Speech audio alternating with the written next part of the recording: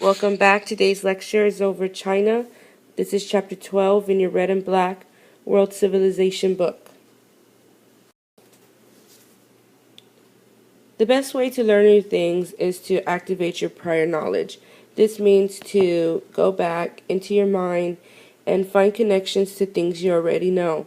So since today's lecture is on China, let's look back at some of the dynasties we have covered since the first week of school.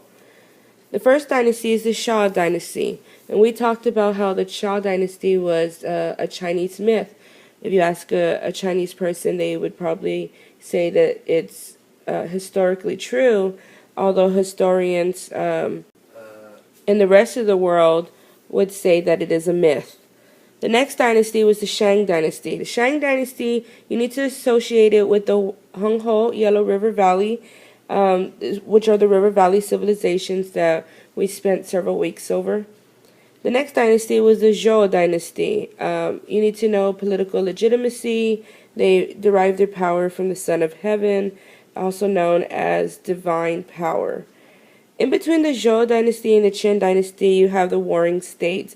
This was a period of chaos and a lot of bloodshed, and many families were killed. Qin dynasty, we talked a lot about Qin Shi Huangdi. Remember, he's the one that was buried with the 6,000 terracotta soldiers. And then you also have legalism, and we had defined that as being very strict laws.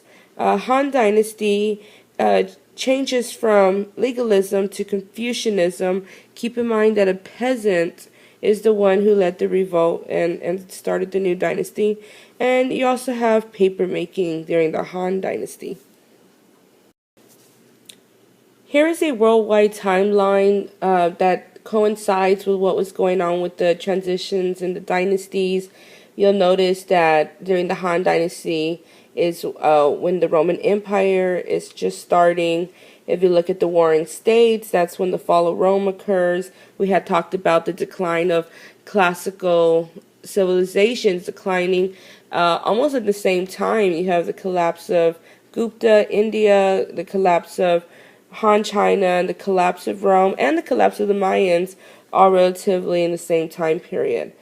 During the beginning of the Tang dynasty, if you look over in Southwest Asia, you'll see the rise of Islam and the spread of the Arab conquest.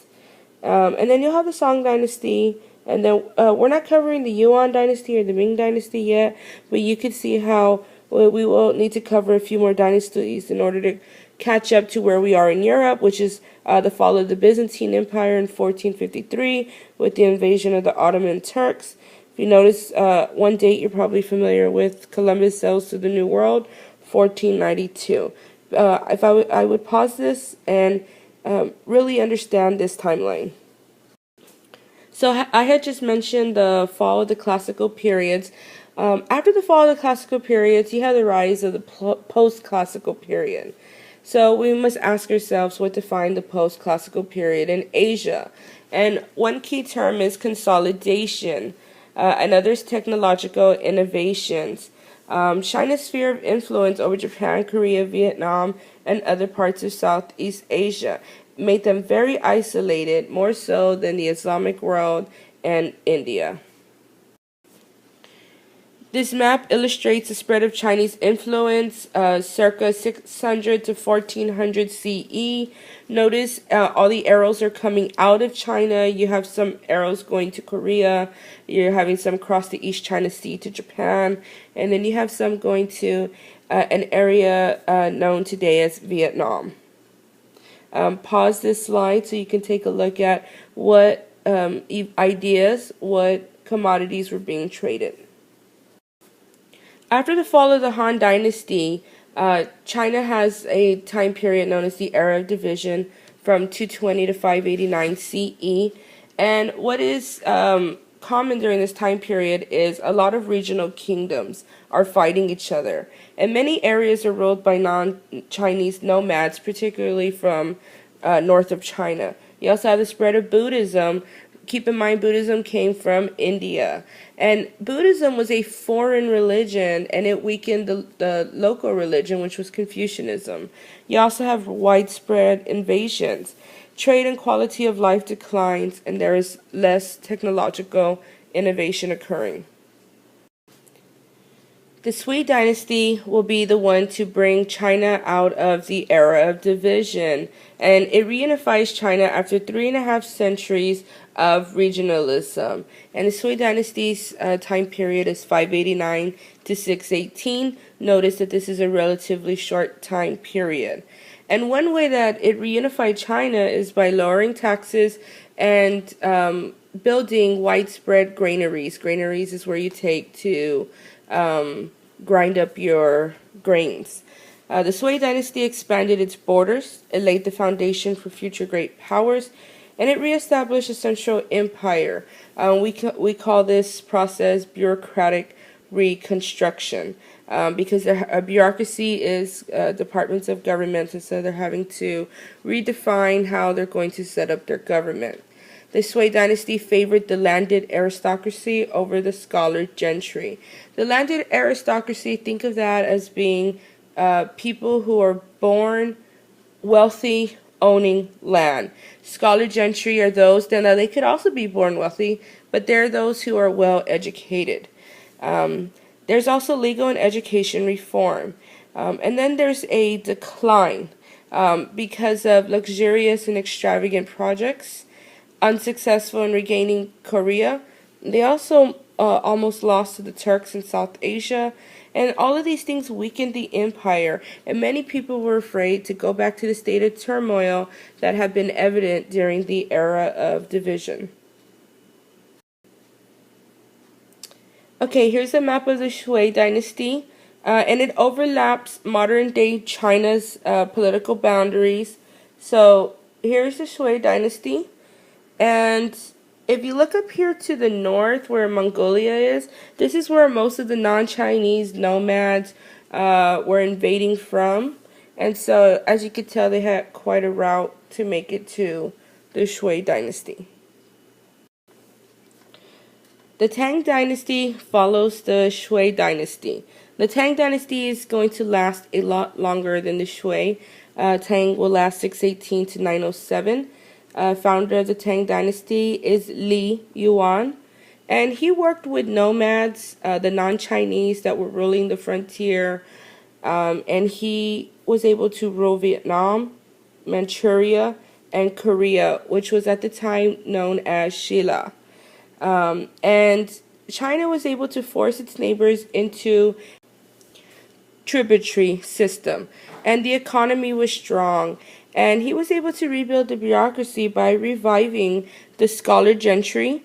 Remember, I had said under the Sui, the landed aristocracy was able to rule over the scholar gentry. You also have the revival of Confucian ideals. Remember, Confucianism has a lot to do with education, and so the scholar gentry, who are the ones who are educated, are going to push for Confucian ideals.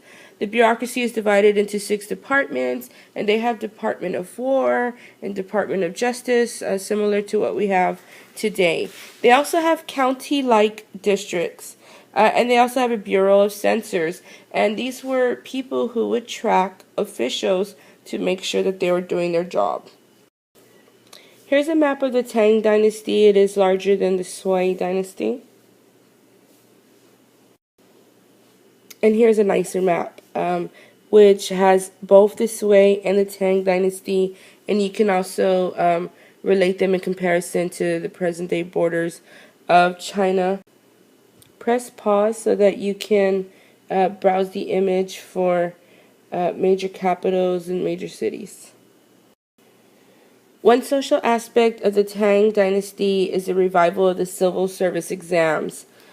These are based on Confucian morals and organized principles that if a man is able to pass a very difficult test, then he should be able to have a position in the Chinese government. And gaining the high office was known as jinshi, and once they would pass, they were ranked again based on their test average. And established families still had prominence, and they could also get bribes and get retakes on the exams. Keep in mind that Buddhism was still around, and it had now become a threat to both the state and the religion of Confucianism, because it increased patronage for Confucian learning. Buddhism threatened the state as the old aristocracy would lose power, because the monasteries had certain rules about what the government could tell them and not tell them. And it increased during wartime. And this was actually a past AP essay question about the spread of Buddhism. And one thing you should know is that all religions are easily accepted during time of turmoil. Now, there's two types of Buddhism. Mahayana, which most of the peasants were this type of Buddhist, and this is focused on salvation. And then upper class were usually Zen Buddhists, which focused on meditation and beauty. If you look at the image in the center of this slide, you can see the beautiful rock garden, which epitomizes the Zen Buddhism. If you look at the bottom corner, you see an image of Empress Wu. She ruled from 640 to 705. And she wanted Buddhism as the official religion, and she is responsible for the many giant Buddha carvings throughout China. And then following her, there is a Buddhist backlash. And Taoism is on the rise because of its appeal with magic and fortune-telling. There's also a push of Confucianism by the scholar gentry. And there's also economic reasons that people didn't want Buddhism to continue because they didn't pay taxes and because they were not giving labor to the state. Okay.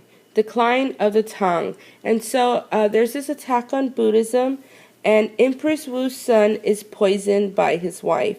And another prince steps in to take power, known as Xuanzang, and his reign was 713 to 756, and his reign is actually the peak of the Tang. So the peak is actually right near the decline. And one of the reasons for the decline is he was distracted by his favorite concubine. Concubine is a mistress, and he was later executed by rebels. She was executed by rebels. And nomads invade during the decline as well, causing many revolts. During this time period, there's a lot of economic trade occurring, and sometimes the AP exam likes to ask these questions. This is known as the Indian Ocean Network. And if you notice that a lot of commodities are coming out of India and coming out of Indonesia, and what's going to come out of Indonesia is the spices. Go through the list, press pause, and make sure that you know what goods are coming in and out of which countries. Here's another map illustrating the trade routes, but this one is more visible of an overland trade route. And this is known as the Silk Road. The last dynasty we will talk about today is Song China, and it's the longest lasting empire of the three, and it never matched the military or political strength of the Tang, and it was also smaller in size. It was the world's most heavily urbanized society. Remember, urbanized means cities. And it's known for their outstanding technology and scientific contributions. Under Song China, the military was purposely made weak to prevent takeovers. Once again, there's a revival of the civil service exams and a push for Confucianism, which was renewed by the scholar gentry.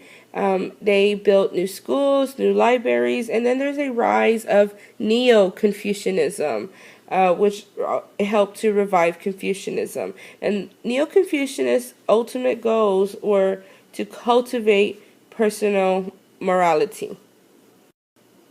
So keep in mind how Confucianism is more like a philosophy rather than a religion, because it seeks to regulate one's behavior. And now we move into the decline of the Song dynasty. One of the reoccurring things that we have talked about are nomads. to the north of China. And so nomads continue to set up new kingdoms along China's northern frontier, and China pays them tribute, which is like a peace offering so that they won't invade and take over Song China. And the group of people, you might be surprised, that are responsible for paying the tribute were the peasants. The peasants had to pay high taxes. Keep in mind that the scholar gentry and the aristocracy are living a life of luxury. They have a 1 million man army, which is also paid by the peasants and worked by the peasants. Wang tries to save the Song by taxing the wealthy, forcing the wealthy to work, and reviving legalism. So what's going to happen is parts of Song China is going to be taken over, and it's going to be condensed into the southern Song dynasty, which will be the years 1127 to 1279, while the rest, the northern half, is taken by nomads. But finally, in 1279, one of the northern invaders, the Mongols, will capture all of China. In fact, they will take all of the Asian landmass. Now that we're at the end of the dynasties, let's go ahead and take a look back, and let's pull out some of the important concepts and themes you should have picked up on. We talked a lot about technology, and so here's one example of technology under China during the Tang and the Song is the building of the Grand Canal. And the Grand Canal was a canal that connected the Yangtze River to the Yellow River. Remember, the Yellow River is where the Shang dynasty, the river valley was. And they were transferring rice and millet from the south to the north, and then this also increased migration. So who was China trading with? They were trading with the Muslims. Remember, the Arab Muslims are second best to China. They were also trading with the Persians, nomads in Central Asia. Chinese had the best ships. They were called junks, and believe it or not, they had rockets because the Chinese had already developed gunpowder. And so the Chinese, in fact, are the first ones to have rockets, guns, and grenades. Under the Tang, they also start paper money and banks. And keep in mind, in the post-classical period in Europe, under the Middle Ages, they are also having early capitalism as well. We talked about the rise of cities, which we call urbanization. And two main cities during this time period is Chang'an and Hangzhou. Chang'an had a population of 2 million, and it's the imperial city. Hangzhou had 1.5 million. It was very clean, and the famous traveler Marco Polo said of it, it was the most beautiful in the world. And China had the biggest cities until after the Industrial Revolution. So we're looking at all the way up until about the year 1800. Under these dynasties, farming also flourished because they encouraged settlement in unusual areas. They also had specialized crops, such as soybeans, and they also adopted new crops, such as champa rice from Vietnam. And then they also invented new technology, such as the wheelbarrow. One other thing that they did, and was probably because of all the revolts, is they broke up these greater estates of the powerful landed aristocracy and gave it to the peasants, known as redistribution of land. Under technology, so there's the canals. We talked about the Grand Canal. There's also dikes and dams. Invention of gunpowder, we have already went over that. But it is notable to point out that gunpowder was originally used starting with the Han Dynasty for fireworks, but it wasn't fully refined until later in the Tang and the Song Dynasty for weapons. The celestial clock of Susung, if you look at the image on the right, was also invented during this time period. Block printing with movable type was invented, and this means that you could move out metal parts so that you can print more papers at a quicker rate. But it was not the same as the printing press that would come out in Germany. Also, the Song period was the golden age of literature and art. I've mentioned the scholar gentry several times during this lecture. Remember, they are the educated upper class, and their life focused on music and on paintings, poetry, and literature, specifically short stories. If you look at the image on the right, they were known for monochrome paintings. Now let's talk about women in Chinese society. So women in China were better off than those in India, and they could have power, and they were able to divorce. However, foot binding became very popular, and we'll talk about that more in a second. Also, Neo-Confucianism, when we had said that the new push for Confucianism focusing on behavior reaffirmed male dominance, we call that patriarchy, and confined women to the home. And women were not allowed to participate in civil service or in politics. Here are some images of foot binding, and the way that this would work is when a child was around the age of 4 or 5, the mother would break all of the child's toes, bend them backwards, and wrap them really tight with bandages. And the point of this was for the women to have a foot between 3 and 5 inches, because men in the time period had liked small feet. And if you were going to marry into a powerful family, you would have to have small feet. One of the consequences of this is that many women and small girls could not walk, and they had to be carried. But that was also symbolic of being upper class, because you had to be lifted into the air, and you couldn't do certain types of work like farming. And so foot binding restricted Chinese women. One of the essays you will have to write in May on the AP exam is the Continuity and Change Over Time essay, known as the CCOT, which we haven't went into detail yet.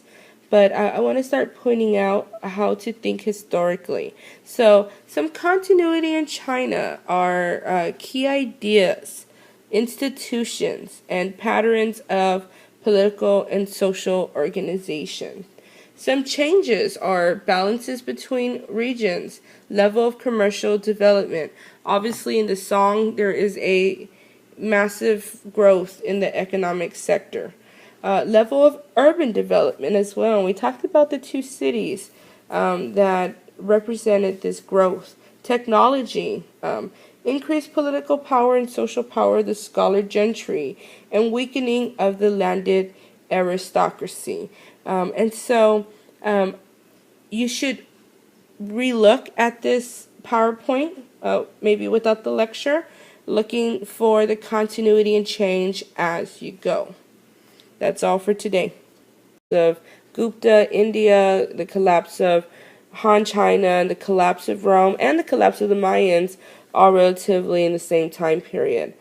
During the beginning of the Tang Dynasty, if you look over in Southwest Asia, you'll see the rise of Islam and the spread of the Arab conquest. And then you'll have the Song Dynasty, and then we're not covering the Yuan Dynasty or the Ming Dynasty yet, but you can see how we will need to cover a few more dynasties in order to catch up to where we are in Europe, which is the fall of the Byzantine Empire in 1453. Welcome back. Today's lecture is over China. This is chapter 12 in your red and black World Civilization book. The best way to learn new things is to activate your prior knowledge. This means to go back into your mind and find connections to things you already know. So since today's lecture is on China, let's look back at some of the dynasties we have covered since the first week of school. The first dynasty is the Shao dynasty, and we talked about how the Shao dynasty was a Chinese myth. If you ask a Chinese person, they would probably say that it's historically true, although historians in the rest of the world would say that it is a myth. The next dynasty was the Shang dynasty. The Shang dynasty, you need to associate it with the Honghe Yellow River Valley, which are the river valley civilizations that we spent several weeks over. The next dynasty was the Zhou dynasty. You need to know political legitimacy. They derived their power from the Son of Heaven, also known as divine power. In between the Zhou dynasty and the Qin dynasty, you have the warring states. This was a period of chaos and a lot of bloodshed, and many families were killed. Qin dynasty, we talked a lot about Qin Shi Huangdi. Remember, he's the one that was buried with the 6,000 terracotta soldiers. And then you also have legalism, and we had defined that as being very strict laws. Han Dynasty changes from legalism to Confucianism. Keep in mind that a peasant is the one who led the revolt and started the new dynasty. And you also have paper making during the Han Dynasty. Here is a worldwide timeline that coincides with what was going on with the transitions in the dynasties. You'll notice that during the Han Dynasty is when the Roman Empire is just starting. If you look at the warring states, that's when the fall of Rome occurs. We had talked about the decline of classical civilizations declining almost at the same time. You have the collapse